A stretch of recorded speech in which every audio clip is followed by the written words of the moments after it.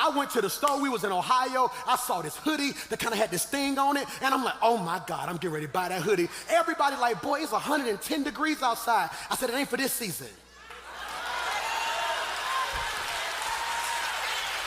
They didn't get it, I said, it's coming. So hear me, all June, I've been in there, it's hung up right now in my closet. All my clothes are here. It's separated from that, sitting right there. Every time I go in the closet, I just move it over a little bit. I'm like, yeah, I already see what I'm gonna wear with that right there. And every time I go in there, don't let a breeze happen. I'm like,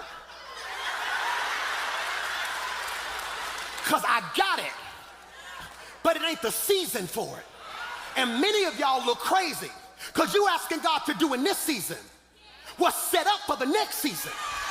And if God do it out of season, that means he's giving you something out his will. And God will never, we always say he won't put more on me than I can bear. But he also won't bless me more, bless me with what I can't manage. Am I preaching to anybody in here today? I know you want overflow. You need to stop praying for overflow and say, God, increase my wisdom. Increase my patience, increase my peace. Hear me, hear me. The family of Lazarus, Martha and Mary, who were siblings, always opened their home to Jesus when he wasn't around in Jerusalem. Their closeness to Jesus is the reason this sister felt she could interrupt him from what he was doing. That's critical, critical. Jesus, Mary, Martha, Lazarus, they tight. Yeah, they tight. They tight. Every time Jesus come to Jerusalem, he don't go to the hotel. He go to their house. They close. Him and Lazarus tight. Have you ever thought about this? Him and Lazarus are almost best friends, yet Lazarus ain't a disciple. Because just because we close personally, don't mean you're supposed to walk with me in my assignment. Y'all miss what I just said. Y'all, no, you here for me. You not here for this. And the problem with some of y'all is you trying to date your assignment.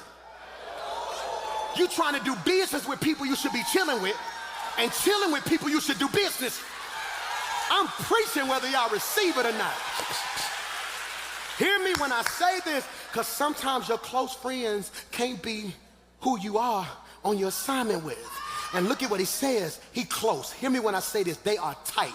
He would go to their house. You remember in the Bible, Jesus goes to their house and Mary and Martha get to arguing because one of them starts serving them. The other one is running around the kitchen trying to figure out what to do. And he says, you missed the good part. They so tight. And the problem is when we get to verse 5, now that you know how tight they are, look at verse 5. Now when Jesus loved Martha, her sister, and Lazarus, look at the next verse. Look at this, now it's gonna bless you. So when he heard that Lazarus was sick, Michael, he stayed where he was 2 more days. He made the person he loved wait while he was blessing people he didn't even know. Y'all don't like this message. I ain't got no amens today. It's cool in the game. No, think about this. He made the person he loved wait, and he busy blessing people he don't even know. Sometimes I make you wait, not because I don't love you, but because I thought by now you understood my resume. Y'all miss what I just said. Martha is about to crash out. Here it is, they're about to crash out. Why, Pastor Mike? They're about to crash out because if you love me, you would show up. If we tight, think about all the times we stayed up at night talking. Think about we sitting there after we got through eating.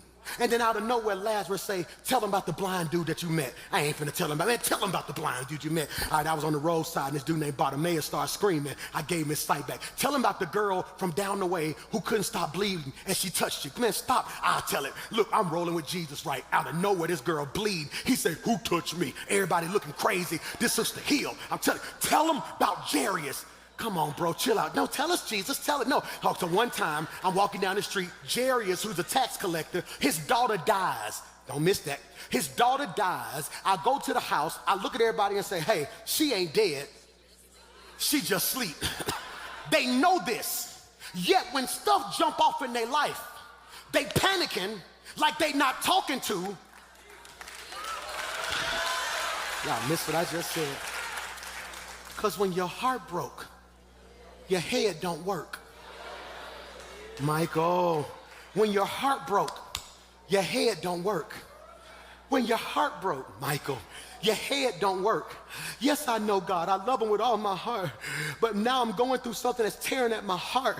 And because it's tearing at my heart, it got my head in all type of places. Because God often uses delay for our development.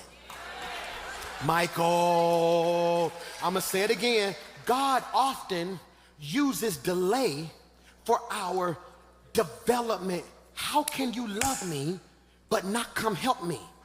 And can I suggest to you that God loves you enough sometimes to not show up? I said this 2 years ago. I'm going to say it again. For some of you, the worst thing that God has ever done for you is been good. Michael. That's why every now and again, Michael's doing a project, and it's a crazy project you got to do for his psychology class, and I'm sitting there, and I'm like, baby, just help him. He got to do all this stuff, just help him, boom, boom. But then there are certain times where I see them doing certain stuff, and I'm not going to help. Watch this, because if I always show up, how will they develop? For some of you, you as cold as you are, and when I say cold, I mean good. You are insanely gifted, insanely creative. You are insanely independent because your folks didn't show up. But you so busy crying that they didn't show up, you don't realize their absence developed you. I'm preaching to three of y'all. I just want to pause and have church with three people who had to figure it out by yourself. And yes, you got some trauma and some issues because you had to do it by yourself. But now that you've grown and you see people who can't do nothing for themselves, you sit back and say, God, I thank you, you developed me. I just need you to look at your neighbor and say, you sat next to the right one. Tell him, not only can I work by myself, not only do I know how to fight by myself, but if you won't shout, I know how to praise by myself. Tell your neighbor, you ain't got to shout right here. I brought enough praise for everybody on my road. That God, whatever you got them in, let it develop them. Somebody say development. This is critical. Why? This good. Listen to me. Listen to me. Sometimes pain is a part of your process. What do you do when you need God to move, but it feels like he's missing? Ooh, Jesus, Lazarus sick. All right, cool, I'll be there in a couple days. Jesus does, can you put this in your notes for me? What I call purposeful, Mark, procrastination. That's critical. Purposeful procrastination. That's good. Purposeful procrastination. Because there are two types of late.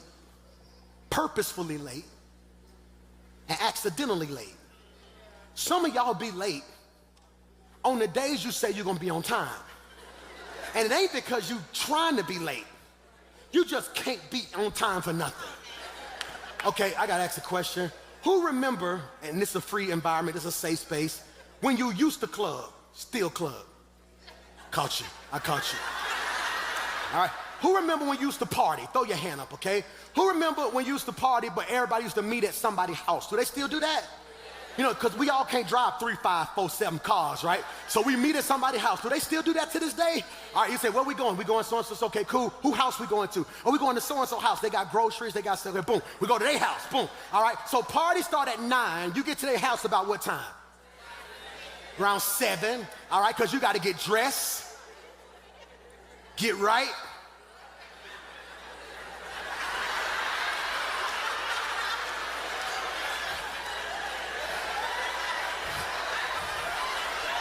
That's why you laughing. How you know what I'm talking about then?